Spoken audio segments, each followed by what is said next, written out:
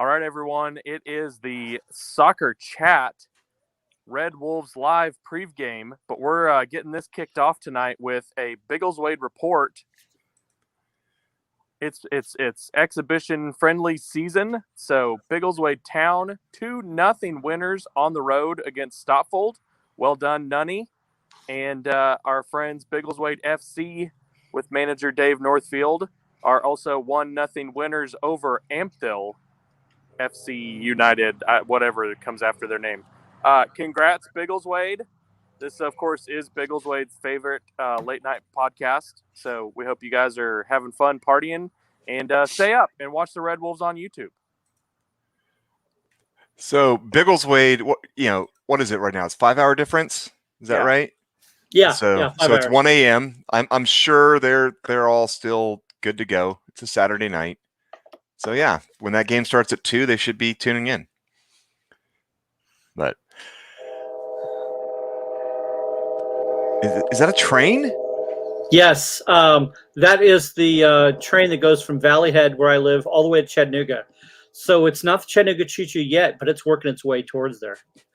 So as we may remember, one of the names that the Chattanooga Red Wolves were possibly going to have was train-themed, the Express, which was the original USL team here in Chattanooga that was played on by a number of current USL staff. It sounds like a USFL name, like from the 80s football league that tried to go against the NFL. The Chattanooga Express sounds like, where they're trying to get the B players in there. That's just what comes to mind to me. Like was it the Washington Generals or something, or the I forget all the other teams. We had the Wranglers for a while in Arizona, and that didn't last. They weren't how could they not be the Rattlers? Like, how did they miss that one? They actually got an indoor football team called the Rattlers, arena football called the Rattlers. And so actually one of the reasons why the Coyotes are called the Coyotes is because for the longest time we had a minor league hockey team called the Roadrunners. And so the Coyotes is actually in reference to a minor league football team. All this time I thought it was the Looney Tunes. That's fun. It's with that too. But Soccer Chat with 2 T's, because we're going to chat about soccer, but we're also in Chattanooga, so it's like a play on words. And Chattanooga is a soccer city. So were you guys just waiting on me to say something random until you start to play the thing? That's what I was doing. Yes. Okay. It's 100% what was happening there. All right, so as Alex mentioned, totally prepared to talk about minor league hockey teams in Phoenix. That's very on brand for us. Yeah. How else would you do a pregame for a game happening in Texas then talk about minor league hockey in Phoenix? That's an easy decision. Yes, I've been at this park. I remember when this park opened up, the ballpark in Arlington. It was called the Temple for a little while, at least by the locals. It's a great ball field. And because it's owned, or at least it's used only by North Texas, they've been able to make modifications so it doesn't feel as ball field-ish, but it still is a baseball field. It had enough outfield ground that it does have a full-size soccer field in it. So we'll at least give them that. So is it probably because it was a major league park rather than a minor league park? Would be a difference, and of course they don't have to change back into a baseball field. Yes. Well, and then also you got to think about the fact that they've done a lot of construction there. They've basically built up a full side that actually runs parallel, so you also don't have to deal with seats facing the wrong direction. I mean, it is truly like playing in an originally built football or soccer stadium where the seats are actually facing the right direction, at least on one side. So today I was watching Crew Alexandra take on my Wolverhampton Wanderers. We won't go into the score, but it's an interesting park, about 10,000. Why is that? Why because it was good to see Raul back after 9 months, and so that was a positive. But at the very bottom, they've got these workers in like the those vests that Coach Jimmy has to wear every now and then, I guess, to warn the refs where he's at. I don't know why he wears those, but they wear like the traffic vest, but they're sitting down at the bottom in front of the stands in these weird crate things, turned kind of sideways, kind of sort of watching the game and kind of looking up. And I don't know if it's to block the fans from going out. It was the most bizarre thing. It's either that or maybe people of the town were put in timeout, and that's where they have to go. So before we get too far into the show, let's actually talk a little bit about the Chattanooga Lady Red Wolves. Did either of you guys get a chance to go to the game yesterday? Yes, I was at the game. The Lady Red Wolves jumped out to an early lead and gave up an uncharacteristic goal. Took a funny hop as it was coming in on goalkeeper Danny, who is fantastic at what she does. But that one managed to slip under her. The game went to halftime tied 1-1. And in the second half, a free kick was won just outside the 18. And Hannah Tillett put one in the top bin. And that guy revving his motorcycle is pretty much how it made me feel. Completely froze the goalkeeper. and it was an amazing goal. Put it up 2-1. And they saw it out from there. There was a couple of nervy moments where Danny had to make some great saves. But the Lady Red Wolves are going to the Southeast Conference Finals. They will be playing tomorrow in Nashville at 5 p.m. Central Time at Father Ryan High School. All right, two good things. First of all, the first goal scorer for us was Summer Hernandez, had gotten our first goal. And secondly, that motorcycle start made me expect that a Meatloaf album was going to start playing. So where does that leave them coming into tomorrow? Like what's happening there? They're going to play the conference final against Nashville. The winner, I believe, moves on to regional finals, national finals through their region, and a chance to play for the national title. So I think they're in the Deep South Division. So and now these were the 1 and 2, and because Nashville was number 1, that's why they're going to be playing in Nashville rather than Chattanooga. Correct. And so I think there's 8 different conferences or eight different divisions. So I think from there they're going to be continuing on until you get an actual champion. And that is so it's a win and go home situation. So it's not like you make the finals, so you both go on. One and done in this. One and done. Yeah. So if we win, then we're going to continue to play. If not, then we're going to revel in the glorious year that we've had so far. Excellent. All right, so let's go ahead and move on to what this show was originally scheduled for, and that is to preview the game that does start at 9:00. And we actually have our first bit of news coming in about the game, and that is from North Texas. They have provided us with their starting lineup, so I'm going to share that here for everybody to take a look at and see what you guys think of what we're seeing here. Here we go. Okay, that looks pretty. So it's Sanchez is going to be starting instead of Schulter. That was the only one I wasn't real sure about. I do have to say they do a pretty good job of sharing their keeper as far as for going back and forth between those two guys. I got to say the formation's interesting. A 1-2-2-2-2-2. Mm-hmm. Well, that could cause some matchup problems for the Red Wolves. Yeah, well, it's very disciplined, just like it's a marching band, and then they'll spread out and fan out. Kazoo was put on, was one of the possible goals of the week, which to me really looked like it was an offsides goal. So I wonder if he's going to try to do another offsides goal this week. You've got some. You've got some things to pay attention to, but I'm not overly worried. They did have a good. I think the last game that they played. Let me bring that up here. The last game that they just played. Oops, sorry. I'm at. Let me go to the schedule here. They beat North Texas. Beat Forward Madison 4-1. Do you want me to go and bring that up? Yeah, go ahead and bring it up. All right. So we had seen they're coming off last Saturday of a strong win, but it's at home against Fort Madison. They fell to Richmond at Richmond just before. This is the one. It was very unsurprising. I mean, very surprising. Sorry, a 3-0 loss at New England, and just before that, they had a draw against Tucson, and before that, they had a 3-0 win at home against Greenville. So obviously, they do play better at home. So all their losses they've had recently or draws have been on the road. They've not had a loss at home in a while. Not since we beat them. Yeah, so it seems to be they seem to be quite streaky, but honestly, I still feel really good about our chances. I think we're going to look really good there. Go back to that lineup there, Adam. So I think Kazoo is someone that we're going to have to watch. He is a hot player right now.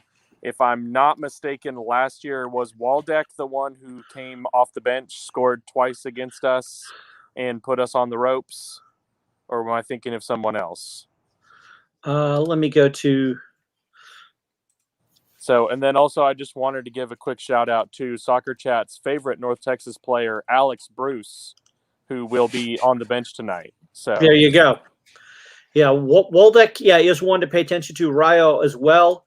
And Jaquel has given us a bit of grief over the past few years, but I don't see Jaquel in the lineup. It looks like he's injured, so that's good. I mean, that he's not playing. We hope he gets better soon. As long as it's this game only, yeah. So, yeah, I think this team, you never really know what you're going to get. They've had times where, they had the 3-0 loss to New England and times where they beat Madison or Greenville by 3 goals.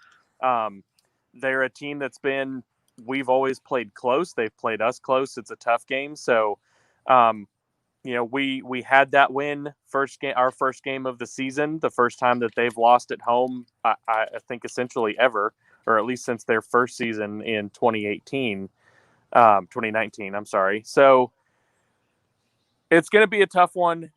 We always play them close. We play everyone close, basically. If you look through the whole year, we have not beaten anyone by more than 1 goal. So it's going to be a lot of fun to see this game go probably back and forth. Is that mine? How did it get to mine?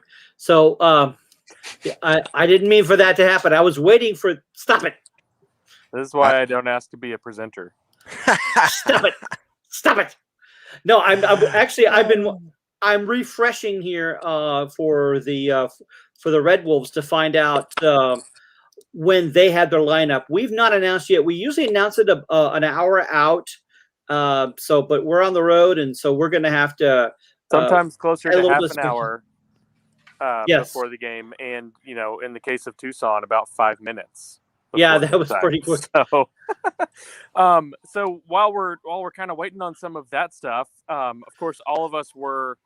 Well, wait, actually, Jeff, you were not in attendance on Wednesday for the Tormenta match. Wow. For very good reasons, we should add. Called me out. Important family reasons. But guys, obviously, you watched the game, Jeff. Yes. What are your thoughts on the recent, yet again, cardiac Red Wolves coming out with the victory against Tormenta? Well, it was 2 things. Again, it was great to see Galindres continue to build on his goal scoring, continuing to see Ricky Ruiz, I think, being a boss on the field. I know that some of us like to see him back on left back, but boy, he's just doing so well where he's playing. I think we were pretty much in command. I do think it was Rafa's time. Not only was the fact we waited so long for that goal, but he's just coming in a little more confident. So to me, the thought now that you've got either Galindres or Rafa or Blake as possible strikers, and because Rafa could play winger or striker or second striker, I think that really is an embarrassment of riches, considering when we started this season, we weren't quite sure where the goals were going to come from. Still got to work on finishing, but boy, our attack is looking really good. We didn't now you could see the South Georgia Tormenta. Okay, I will do this now just for sake of sharing the screen here. There you go. And so you could see from this last match, yes, Tormenta did lead in possession, but as Coach Jimmy says, possession doesn't mean a thing if you don't do anything with it. We did get more corners, but this is the real part here. The shots, again, not quite as monumental as getting the 20 or 30 shots, but 10 shots against their 6. But still got to work on getting those shots on target. One thing, Jeff, that we enjoyed bringing up to their lovely keeper, who I actually have a lot of respect for their keeper. I think he plays, for the most part, a very clean style. I did think he may have been exaggerating a bit before we scored our second goal, that he had hurt his back when hitting the pole. But we did make sure to point out to him that we had 2 shots on target in that game, and he had 0 saves. I'm going to try this. Let's see if this works. Let me know if you guys can hear anything.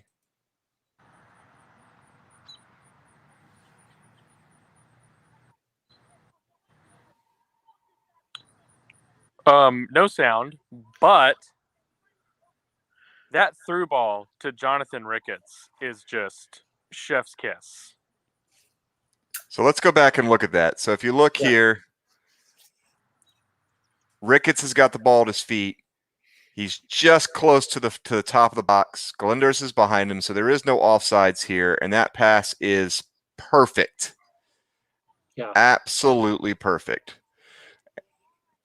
And that's the type of thing you want to see, right? You want to see those type of plays, those type of breakaways, those type of shots, because unfortunately the shots we're getting haven't been that type of closeout clean shot. It's a lot of off target stuff. So to see that was good.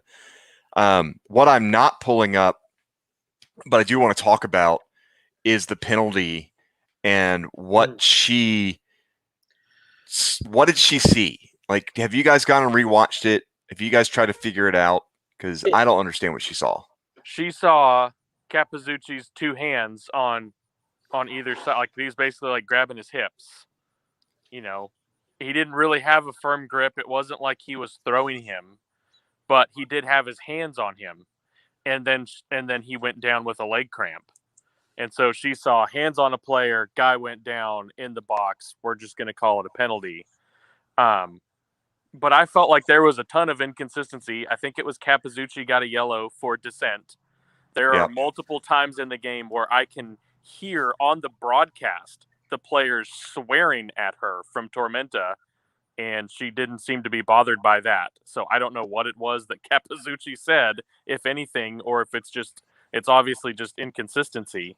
From a League One referee, inconsistency? I know. What? Well, and then we go back, and this, Jeff was feisty, which of course, that's the equivalent of feisty Jeff is Adam being nice. But you mentioned that Jonathan Esparza again gets a yellow. Ball goes out of bounds. It hit the board on the sideline and bounced back really quick. And he was kind of standing over it, and he went to pick it up. And he shouldn't have done that. We've talked about these delaying tactics that people in League One do. We don't like them. Yeah. So the fact that he got the yellow card doesn't bother me. But the Tormenta player running up with 2 hands and shoving him to the ground. Yes. When he picks the ball up. So, in soccer, guys, when some guy hacks at your ankle and you're fouled and the referee calls the foul, do you get to stand up and just shove the guy that fouled you? It depends, I guess, if you think you're going to get away with it. That's But, about all I could say. It was so frustrating. It was like normal rules. If someone is committing a foul that the referee is calling, you're not allowed to retaliate. In fact, retaliation is on the list of things that are yellow cards. So possibly red. When he picks up the ball is retaliation, and that should have been a yellow. It was silly that she did not give a yellow to both players. I'm not arguing the yellow against Jonathan Esparza, but the guy that gives a shove definitely deserves a yellow there.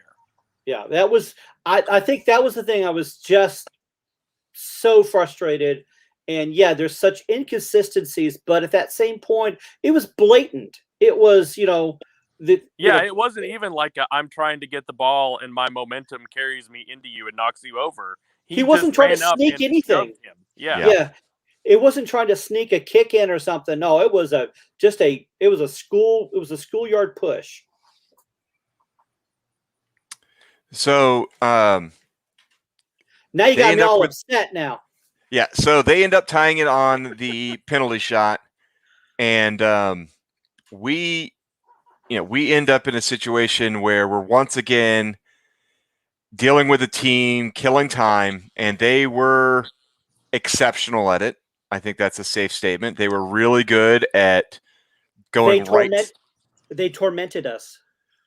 Yeah, I mean they went right to the edge. I think every time I don't feel like they did anything too massively ridiculous. There were a couple things that you probably could say that was unnecessary, or over the line, but it ended up biting them in the end because, ultimately 86 minute, right? And once again, I'm going to show you something with no sound, but I think it's still worth it. This is what we see, the build-up. Not the best quality. Not the best quality picture. The build-up was very high quality. And the header was sweet. I mean, it's just good stuff, right? It's a quality build-up. It's a beautiful header. Very reminiscent of the last game where we had another beautiful header from that same side, right? Not quite as impossible, but almost as impressive. The thing I'm kind of wondering, what in the world was with the haircut celebration? Is there a story beyond that? Does either of you guys know that? I got to imagine that was so weird. If you look at the smock, of course, it's got a logo. There's a particular barber that I think a lot of these players go see, and so it was a favor for a buddy, and so yeah, I think it was what Markey wanted if he had scored a goal, and since he didn't get to score one, you see him grab Rafa by the hand and take him over, and he pretends to give him the haircut, So I got asked a really good question while I was at the ladies' game, asking about what I thought about that. We're all old and curmudgeonly. How do you guys feel about that celebration? Are you worried about it becoming kind of a trend and people in League One trying to top it or anything like that? Does it bother you? So here's my thing. I'm surprised there's not a fine associated with that, and maybe there is. But yeah, the Red Wolves would have old Jiminy Cricket announce that one if it was the case. We know that. Yeah, so there would be we would hear nothing. But I just feel like you can't have players just randomly using non-approved things as what they celebrate with for companies within your city, because that's kind of what the Red Bulls need, right? They need sponsors, right? That's kind of one of the ways that they sustain and pay those players' salaries. So I don't know that you're going to see that much of a trend where they're allowing logos and stuff, but I've never been the guy who gives a darn what you do as your celebration. If you want to go to the corner flag and wipe your face with it like Smart did a couple years ago or last year, if you want to do all those things, you want to pull out a Sharpie and sign something like Terrell Owens did, I don't care. You just earn the right to do some sort of ridiculous celebration in my mind. That said, if that ridiculous celebration goes on for too long, you've also earned the right for a yellow card. Right. Now, my thought on this is we're a growing league, and it's kind of like the movie A League of Their Own. Sometimes they're looking for things to keep the fans engaged and keep them connected. And so if it's a thing like, where it's something fun, different, that might continue to bring the fans out or get more people watching to see what kind of crazy thing they're going to do, I think that's great. But yeah, they have to make sure it's not overly elaborate, but fun, and also not too long. So it's no fun. I was hoping one of you was going to be the old man yelling at the cloud, but I agree with all of the things you said. The one time that sort of thing might bother me is if they're doing it when they score the first goal and we're behind 3. If it's those sort of situations, those sort of, the football player that scores a long touchdown when they're down by 4 touchdowns and he does a big elaborate celebration. It's like, come on, dude, you're getting boat raced. Yeah. Or, they catch the ball for a 2-yard in pattern and it's third down and they do the little first down signal. My absolute favorite is when the quarterback overthrows a wide receiver by like 15 yards and the cornerback starts doing like a big incomplete celebration as if he had anything to do with why that ball wasn't caught. But generally celebrate. I think that when it's monumental for other reasons, such as someone's first goal in the league, or first goal with the team, I think I can understand that even if they're far behind. And in this case, it was a player, an anticipated not his first goal in the USL League One, first goal with the Red Wolves. So I think that probably is the reason it makes it a little more special. So when you look at the result with the Tormenta game, it brought us into a 3-way tie with Greenville and with Omaha. And then Friday, Omaha and Madison played to a 1-1 tie. So looking at that, we are 1 point behind Omaha. Are these real time? So right now, Greenville has a 2-0 lead on Tormenta this evening. That's going on as we're recording. And so a win tonight would put us alone in a 2-way tie with Greenville. What do you guys think looking at these standings the way that our team has played?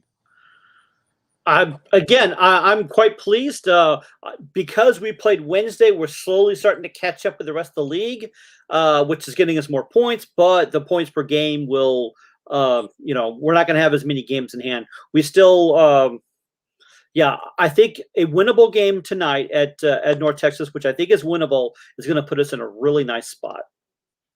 You look at it right now, even with Fort Lauderdale with a 1-0 lead over Richmond. So that result stands. They're at 20 points with quite a few more games played than us.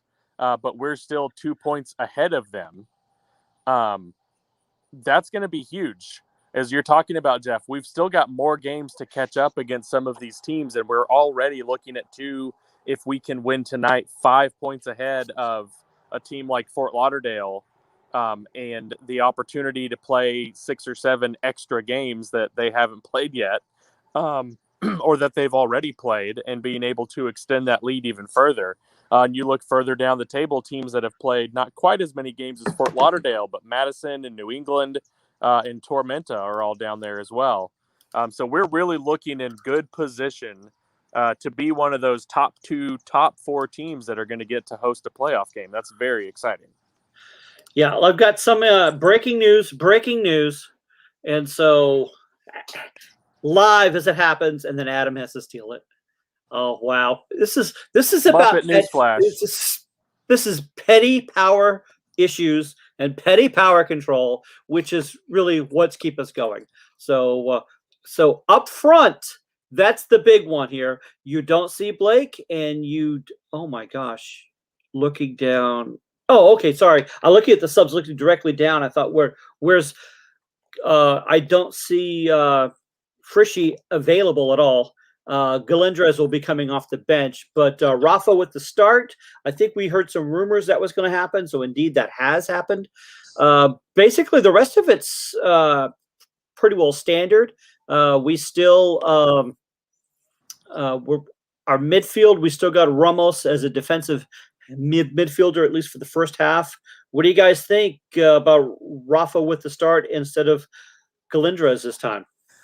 I would say I would rather see Rafa out on a wing, possibly for say Josue España and Galindrez, or even Blake Frischneck starting up there in that number 9 spot, and seeing a little more speed on the wings coming in from there.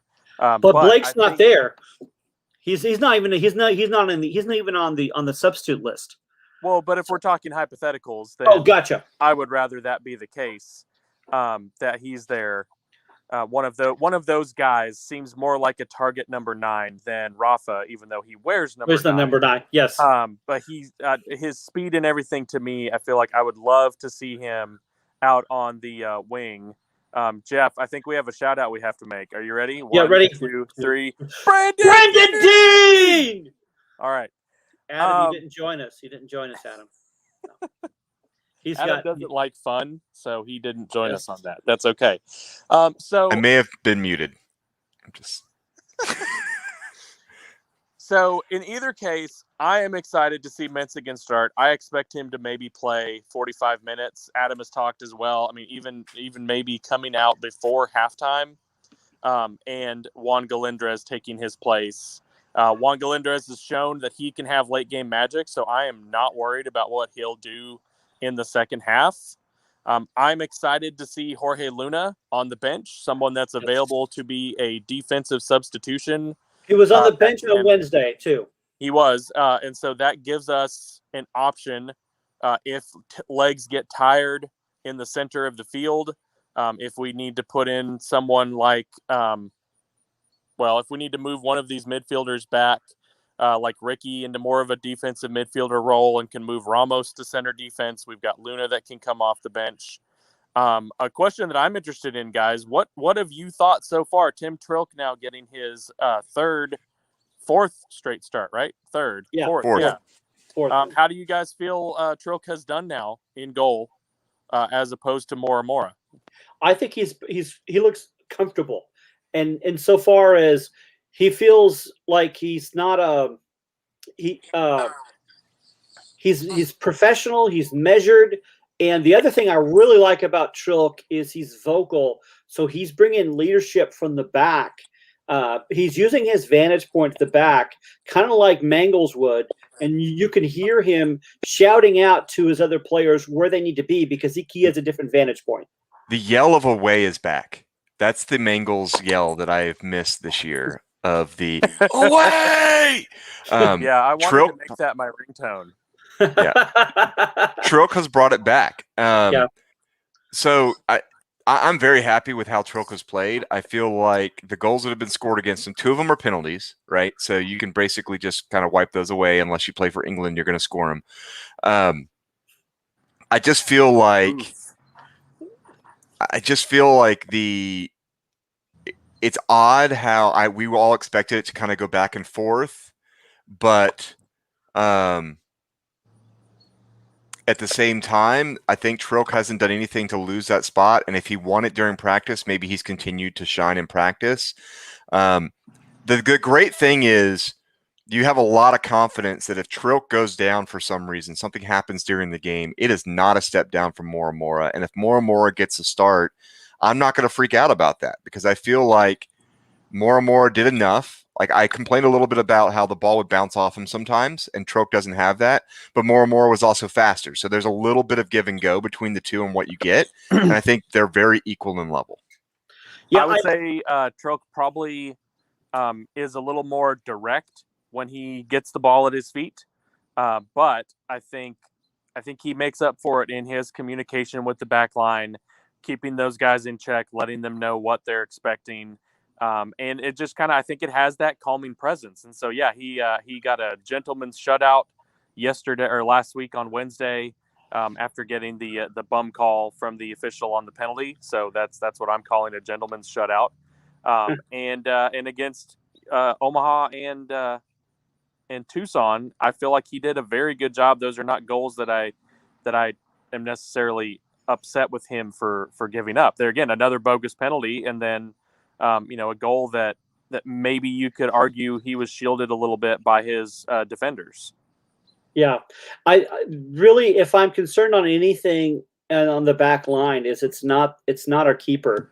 It's actually, it's the fact that we don't have Ramos all the way into the back. He's playing defensive midfield, and I think that having him as one of our center backs, I think we're always stronger than that. And I'm not sure what happened to Alex. He may have been abducted by a pot of whales. So, and Adam, you're on mute. I'm on mute. It's because I keep having to drink this because for whatever reason I'm super thirsty today. So let's get on that Ramos thing a little bit. I do not think he really starts as a center mid. I just don't. I think we put him there, but I think it's really a back five. I think we're running that as Navarro, Ramos, Capizzucci across the three. Well done. With wing backs. Yeah. I feel like that's what's really happening because Ricketts goes way up that line. Esparza goes way up that line. So I really feel it's a back five, and we're showing it as a back four with a defensive center mid. And I don't think that's what we're seeing. I think what it really is a back five. I think it's a 1-4-5 almost, or you could argue a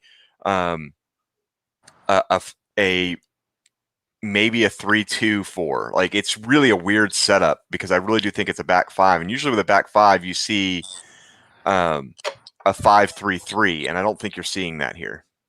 Or 5-3-2. It's sorry. definitely more triangular with the three backs, if that's what's going on. You know, Ramos does kind of sit in front of Capizzucci and Navarro, but there are times where he will come back deep, even with them, in order to get the ball and start kind of directing the play going forward. So I think you kind of have a point, and for sure, Coach Obleda wants his wing backs, wants his outside backs pushing high up the field. Yeah, he expects them to be able to cover box to box, and you know, with Hankinson in the first season, he normally did not want both of his backs going up the sideline. If one was going up, he preferred to have one stay back. But Obleda seems to have just said, green light, you guys see space, push up into it. Yeah. And, you know, we saw how it paid dividends with Ricketts making his amazing run and getting a great through ball to get the first goal against Tormenta on Wednesday. So with Ramos in that spot, playing that space between defensive midfield and maybe like a sweeper or a very much more defensive, and with our left and right backs being more wing backs, do you feel that's in response to our need, especially on the left back because Ramos is further back, they don't have to come back quite as far, especially on the left. I think it does help cover, definitely, and keeps everything away. But it also, yes, he's able to slow things. I think Ramos helping out is able to slow things down enough for those guys to get back. And of course, one of the reasons that we really miss having Ricky on the left side is that he had the speed and the stamina to cover that left side, just like Ricketts does on the right. Yeah. You don't normally see Ricketts, chasing guys down because they're getting behind him on the right side. You didn't see that often with Ricky either, with Ricky Ruiz when he was playing back there last season. So I think mostly is just kind of I've been impressed with how comfortable Ramos is on the ball, on how he's able to transition that into offense, getting the ball, winning it, moving it forward, and being kind of that first defensive person to step up on a midfielder and make a tackle before it even gets too deep into our defensive third. Yeah. All right. We had talked a little bit just briefly about expected subs, and yes, we do expect Galindras to come in. I'm wondering if when he comes in, it's not necessarily a replacement for Rafa at first. I'm wondering if we're going to have like about a 10-minute overlap where you've got both of them up front. And of course, I'm not sure who would need to come out for that to happen. So I think you're going to have we're going back to the double subs. I think you're going to see Markey and Galindras come in together for España and Rafa. And I think it's going to happen around the 60 to 65th minute for that last 25, 30 minutes. And just to have that extra speed. Globe Life is a very large field compared to say, I don't know, Omaha, so consequently you have a lot more room to run, which hopefully means that Minsigan and España and Ruiz have been wearing out their back line, and will open up those ability for Galindras, who may not be the most fleet of foot, but definitely positions himself well, and Hernandez, who is very fleet of foot, to take advantage of that. So that's what I'm expecting. I expect to see Dietrich again. I think he's done nothing but proven himself when he's come in. Yeah. So those are the three I most likely expect to see come on. I wouldn't be surprised if we do get an early lead to see Luna come in to get him some time, trying to get him back into it. But assuming we don't have a huge lead and we go with Heart Attack Wolves, that's what I think you're going to see.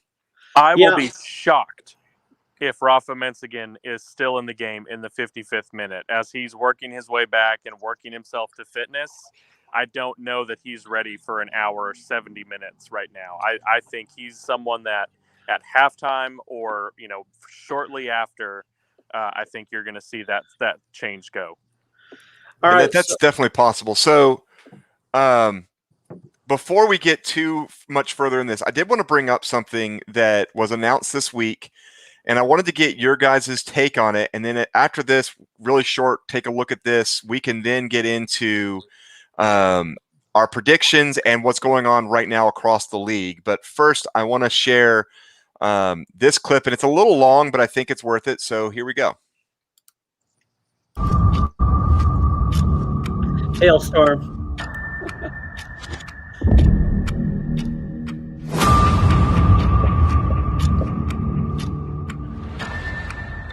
First off, I was getting really anxious when we were getting to this point. Like, get there already. And I was like, okay, some sort of tornado? I'm trying to guess what it is.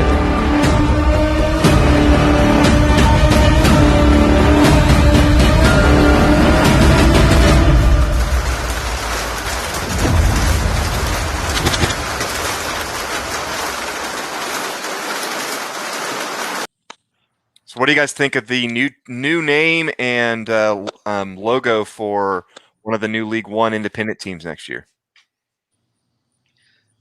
Don't love the name. I'm okay with the logo. But it's not. I don't know. It doesn't speak to me. But I don't live in Fort Collins. But if they want to, I like the Frosty video there, especially since we're the ones with the wolf head banner. We are the kings of the north, and we could take them out. But if they want to be the white, if they want to be the White Walkers, we could take care of the business there. Yeah, the hailstorm. Again, I've been in Colorado, but I don't really remember being there during hailstorms.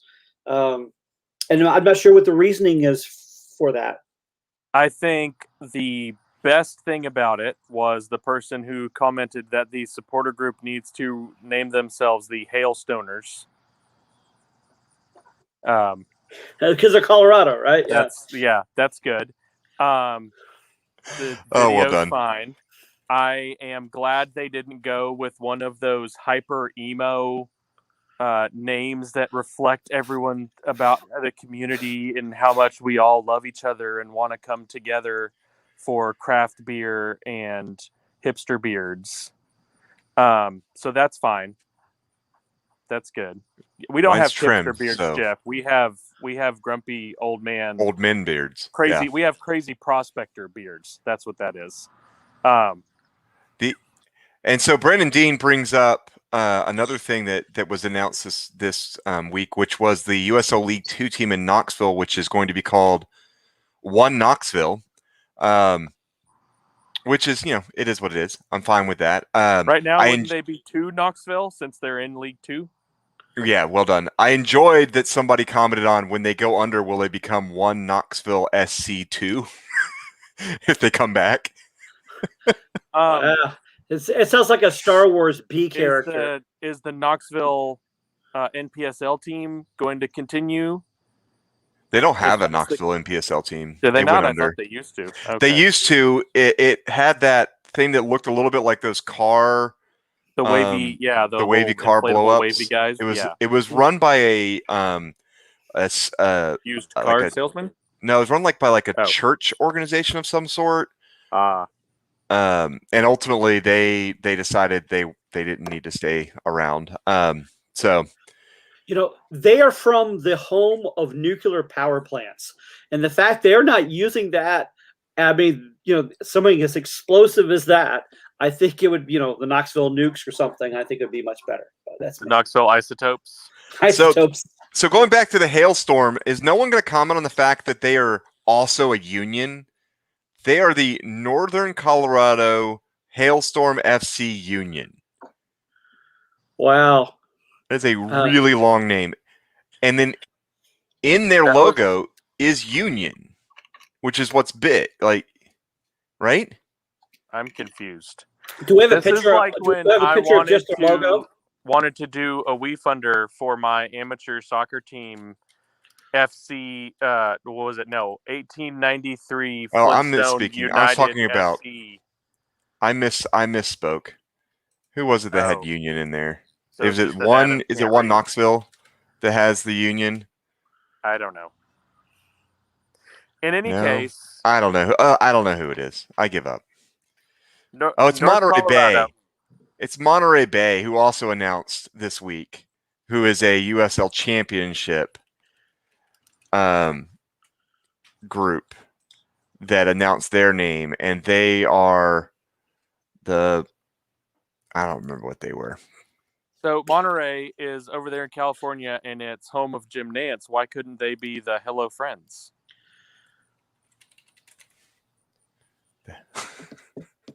No, nothing. No, it's not what I think of when I think of Monterey. Sorry. I think of the language Great. institute. Great question from Brandon Dean is, are the Hailstormers going to be on a baseball field? Actually, no.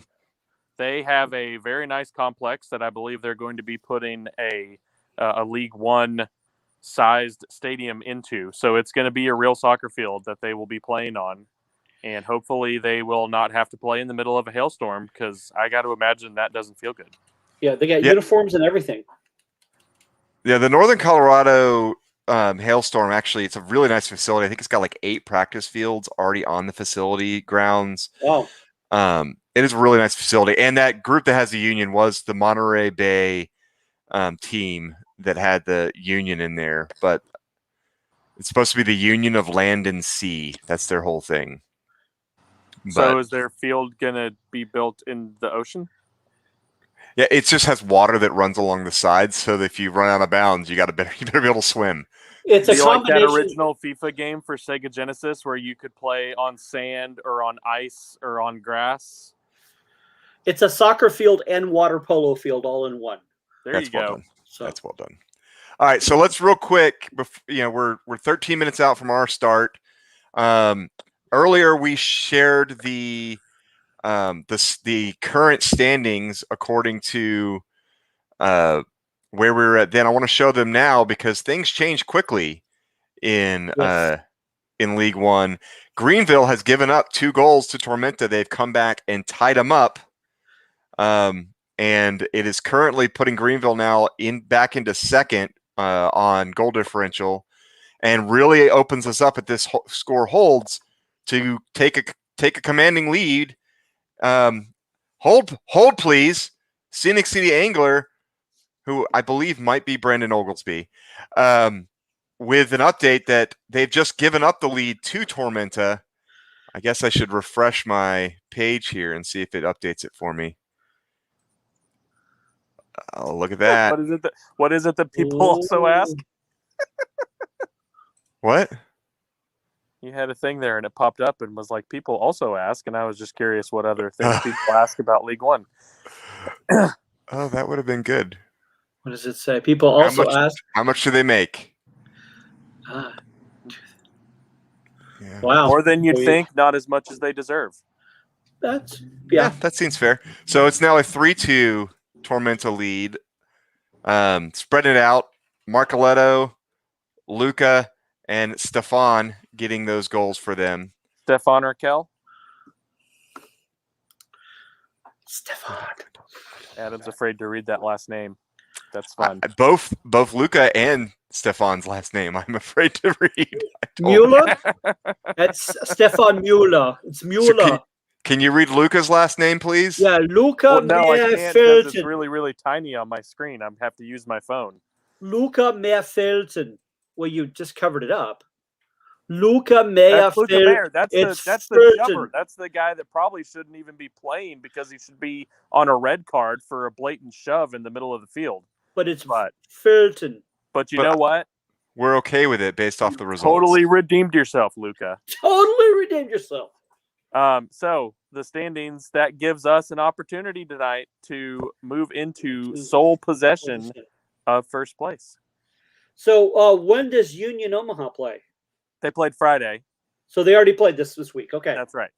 So all right. I like this. I like this. Union tied Ford Madison. Ford able to take advantage of the tiny field and get a tie at the end, or not really end, but the second half. So, yeah, I mean, as you start looking at this and you look at some of the other things, you got Fort Lauderdale with a 1-0 lead right now on Richmond. They've already played 15 games, puts them at 20 points. You really do feel like these three teams in Union, Greenville, and Red Wolves have really pulled away from the pack, leaving the rest of these teams really bunched up. I mean, North Texas, it hopefully gets no points tonight, but they could go as high. If you look at this, they say they get a 1-0 win over us, puts them 0. They could go as high as 5th with a win tonight. Which will not happen. But I'm just trying to get an idea. Like, you're talking, all the way down, in all honesty, all the way down to Tucson is the only team that you really think is kind of out of it at this point is probably North Carolina. But once again, they've only played 10 games, and it teams like Tormenta, who have played 16, you're talking. Tormenta's actually at 19 points right now because they're actually leading. When you look at points per game, Tormenta is barely sitting above North Carolina, but because of that game discrepancy, they're in 5th place in the table. That's pretty amazing. I think if you skip over Fort Lauderdale and Tormenta, two teams that have lost more games than they've played, and you look at Forward and, even New England has lost more games than they've won. But Forward and Toronto, those are teams that look like they may be able to go on a run and climb the table as far as playoff spots. They're kind of a second tier, but I think you're right that the top 3 there, that's the top tier of the league. Those are the games that are really important, that you really want to look for. Yeah. So it's coming back to it. A win is going to be huge for us, and I think a win is doable. So as we're getting into less than 8 minutes left, do you guys want to go over your predictions?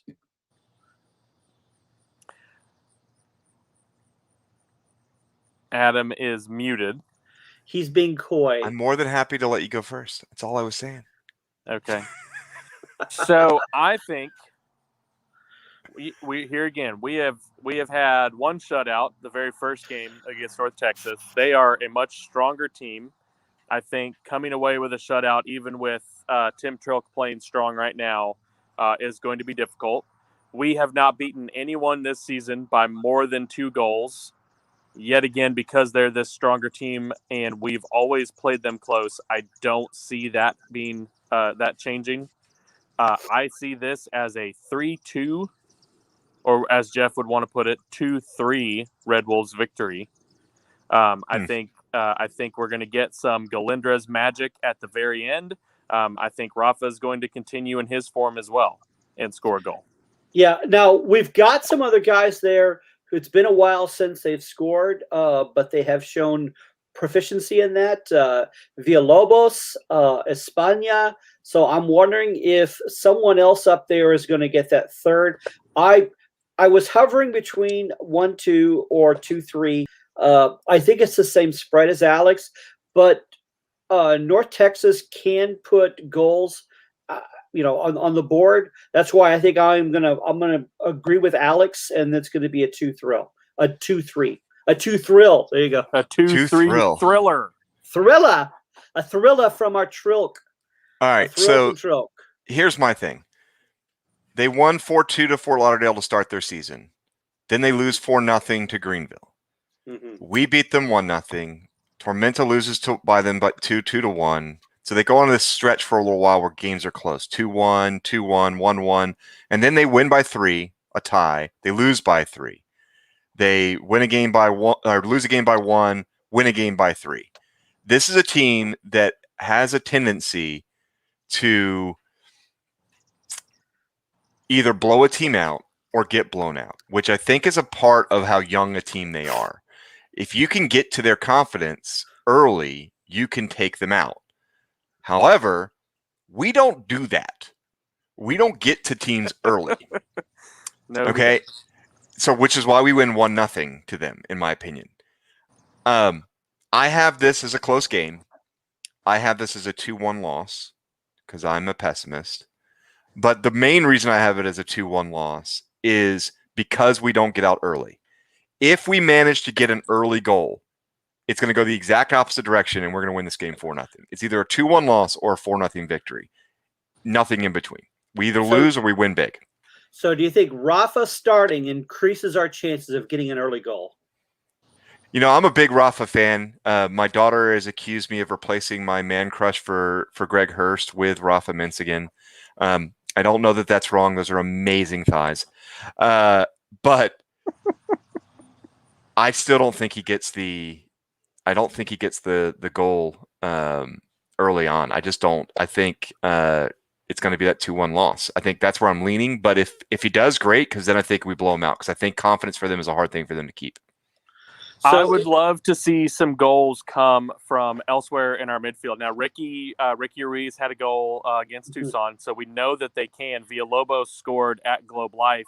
Yeah. I think Carrera Garcia is not one that scores a lot. He's more of a facilitator. You know, he set up Ricky. But I think it'd be great to see him get the goal, or even someone like Daniel Navarro with a header off a set piece. You know, get some love spread around with some of these other guys scoring goals. Well, again, Rafa could make a difference in there because he is a type that does like to push in. Ricky likes to make things happen. Carrera is our general, and he's calling the shots. So, again, I don't think it's going to be a blowout, but I think it's possible we could get our first goal within the first 10 minutes. Well, that'd be great. So I hope I'm wrong. I usually am. So there's that. As Adam's wife will assure us. True. Very true. Oh, awkward. All right, Okay. well, the game starts in like 4 to 5 minutes. We're going to give you guys time to go grab a beer since you've all been watching us. And we're going to do the same, except for Jeff. He's going to go grab a Fanta or something like that. Okay. See? Something like that. Juice All right. cleanse. It's a what? It's a juice cleanse. It's a juice cleanse, yes. Ooh, cleansing. Porcelain throne, here you come. And on that note, That's the direction we've been going. bye. Bye. Wow, that just goes